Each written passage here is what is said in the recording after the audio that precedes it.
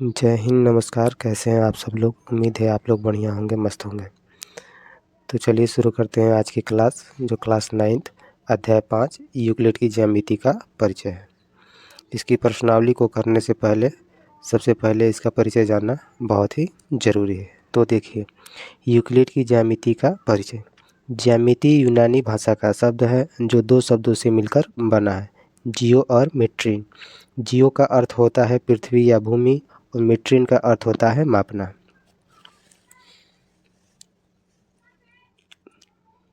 ज्यामिति का उद्गम भूमि मापने की आवश्यकता के कारण हुआ। ज्यामिति के विकास की आवश्यकता प्रत्येक प्राचीन सभ्यताओं में व्यवहारिक सभ्यताओं के समाधान करने के लिए किया गया। जैसे कुछ उदाहरण हैं।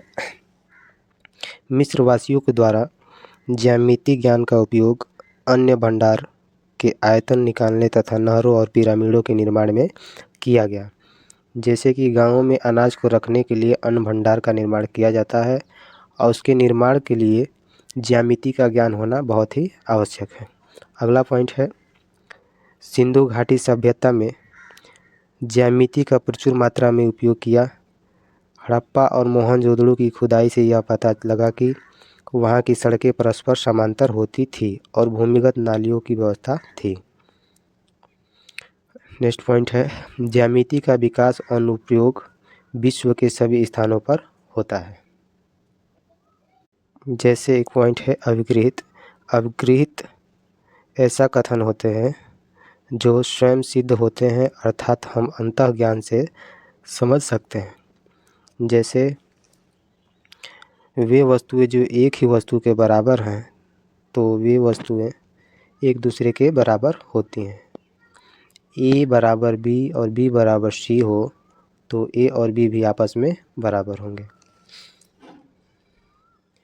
यदि बराबरों को बराबर में जोड़ा जाए तो पूर्ण भी बराबर होता है। यदि बराबरों को बराबरों में से घटाया जाए तो शेषफल भी बराबर होता है।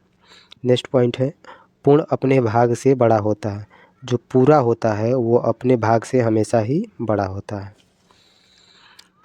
एक ही वस्तुओं के दो गुने परस्पर बराबर होते हैं। जैसे कि कोई वस्तु x है और बराबर में y है तो 2x और बराबर 2y भी बराबर होंगे। एक ही वस्तु का आधा भाग परस्पर बराबर होता है।